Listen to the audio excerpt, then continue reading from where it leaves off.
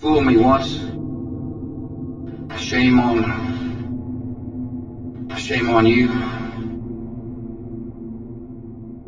You fool me, we can't get fooled again.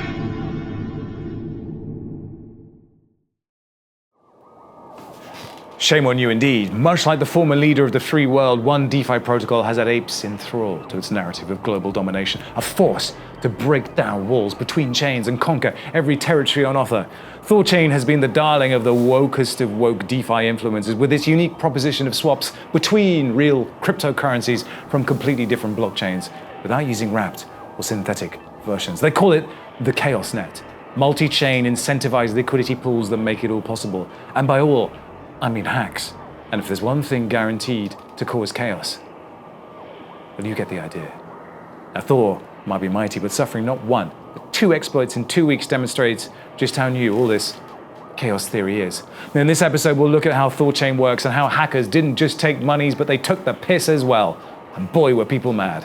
From somewhere in the maelstrom, this is the Defiant.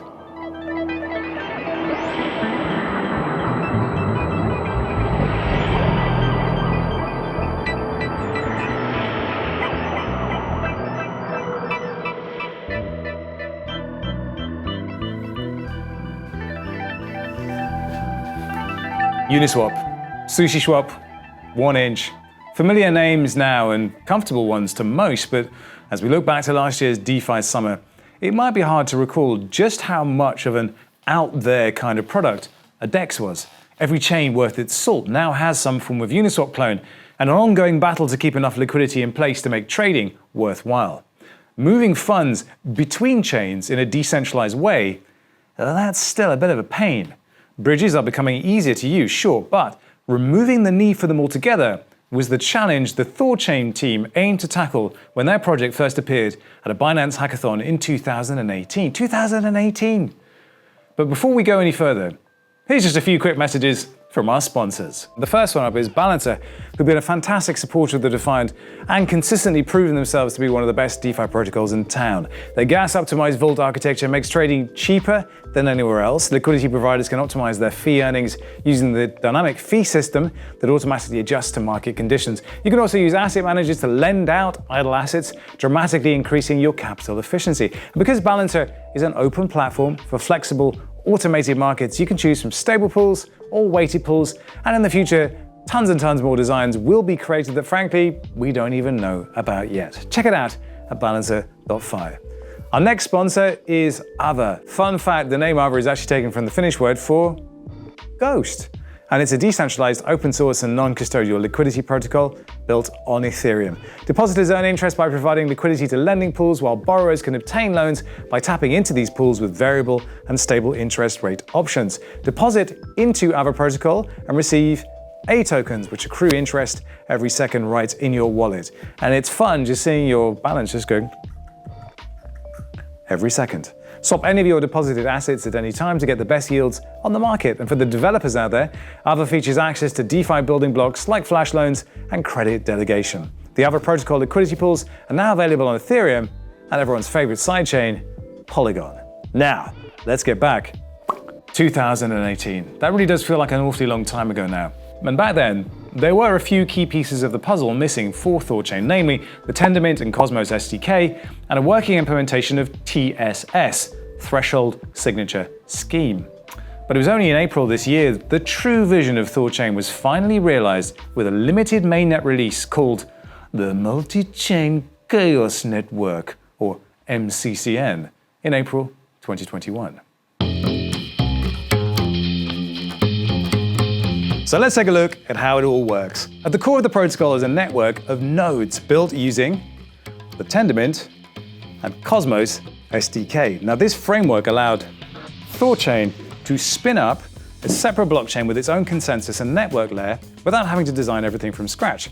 So let's say I want to swap Bitcoin to ETH. Now, what I would do is I would send a standard Bitcoin transaction to the Bitcoin inbound vault, which is a Bitcoin address controlled by the THORChain network. Now, THORChain nodes continue monitoring vault addresses in order to acknowledge new transactions when they appear.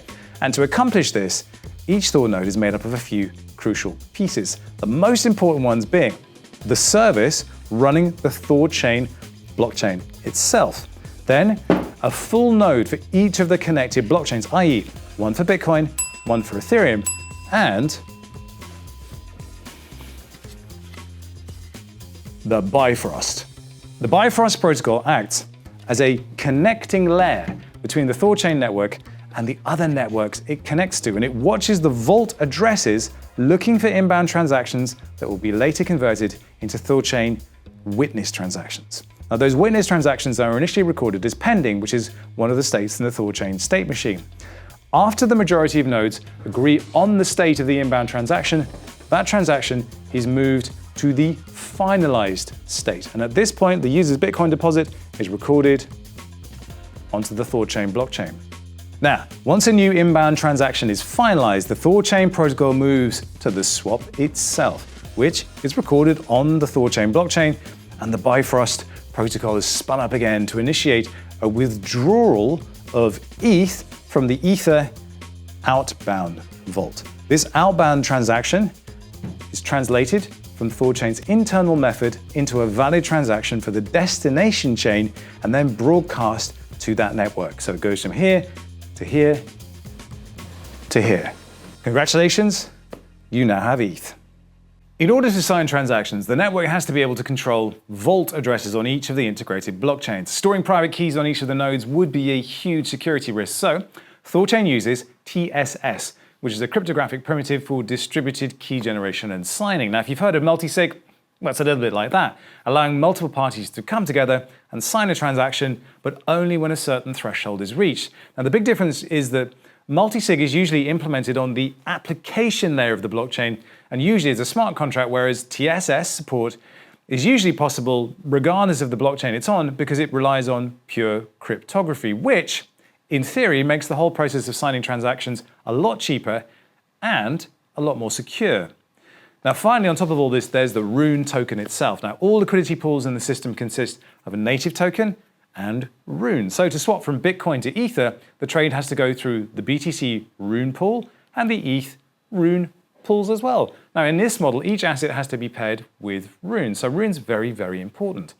Not only that, THORChain nodes are also required to meet a staking criteria by bonding a particular amount of Rune. This bond is then used to secure the system by underwriting the assets in the pools. The staking requirement right now to run a node is 1 million Rune, or at today's prices, $5.5 million, although that was as high as $18 million, and perhaps even more. So now we understand how the protocol works. Let's see how hackers were able to make off with over $10 million in 2 separate attacks. So for all you nerds out there, the code contains an override loop designed only for use in vault transfer event transactions, which the hacker was able to manipulate. Now, the hacker was able to wrap the router with their own contract, allowing them to access this override. The exploit was then used in a loop, draining liquidity in various coins, as follows. 2,500 ETH, 57,975.33 sushi, 8.7365 Wi-Fi, 1,907 to 1,900 to 12.96 dodo, 4,519.5198 1,167,216.739 KYL, 13.3 Aave. And here's the really higgity bit. If you dig into the THORChain incident report, you can see that the code contains a comment with the following. It is important to keep this path outside the above loops. The vulnerability was known, but it was left open. The reason why the override is to facilitate another router function result transfer event where message.value needs to be parsed. The fix is to make the override only happen if it is specifically a vault transfer event. Yeah, we are super deep down in the weeds here, but that's like $5 million worth of weeds. And now that the open door was spotted, they would surely do everything they could to make sure it stayed closed.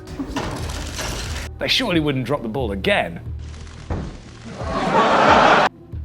Would they?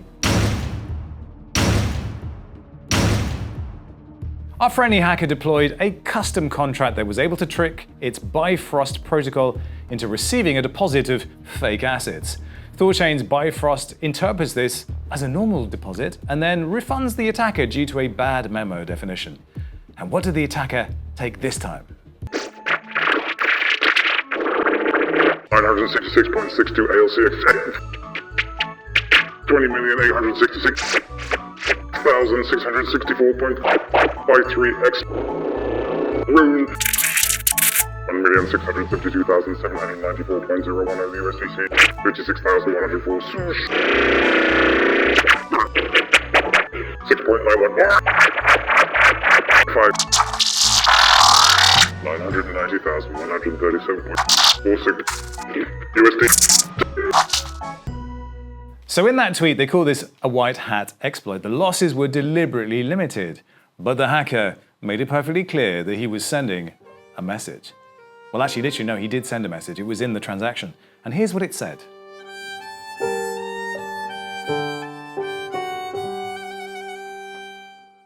Audits are not a nice to have. THORChain's response? Well, they said that they had been audited by multiple blockchain security companies to locate bugs. There are really only two options: launch and accept the risk of issues, or not launch and stay in the 90% complete audit review cycle for another 6 months. Both are difficult. In the dark dungeons of the internet. Now, the hacker wasn't the only one sending messages, though. A mildly displeased rune holder was sufficiently moved to code the following exquisitely tempered tone poem into a transaction to the hacker. I really hope that you will get hooked in your ass with a giant-sized dildo. Someone is gonna come to cut your ass with a knife and extract in your stomach when you're screaming in pain. Your balls will be putting hot, your penis will disappear, and whoever you love will experience say, "What's up, you dog?" And then it just got worse because, oh yeah, there was another vulnerability. Our enemies are innovative and resourceful.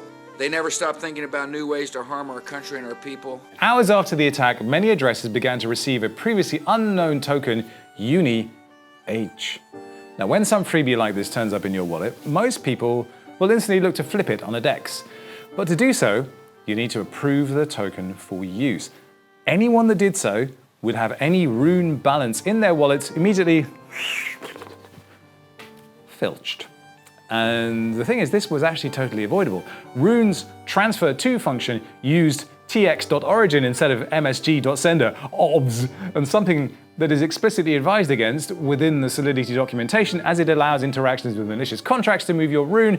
And hilariously, if you look at the rune code, they literally tell you exactly what exploit to use in order to steal all the funds. It's literally there in the code. Bravo. Now, often when we look at attacks in DeFi, there's a kind of grudging admiration for the hacker, pulling off extraordinary Chad feats of code gymnastics and shining a light into the darkest corners of code vulnerability. But here, the evidence seems to suggest that the Rune team were just plain dumb or cocky, or I don't know. How many times do we need to say this? In my line of work, you got to keep repeating things over and over and over again.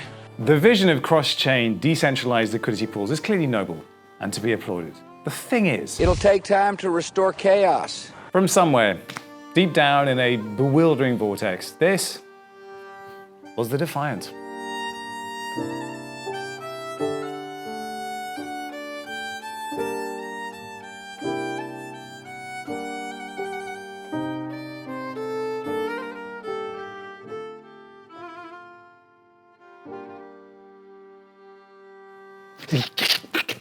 $966.62 ALCX 20,866.66. Oh, it's 20 million. 966.62 ALCX. Oh, you. It's good outtakes for this one. 966.62 ALCX. 20,866,664.5553x rune. 1,672,794.010 USDC. 56,104 sushi. 6.91 Wi-Fi.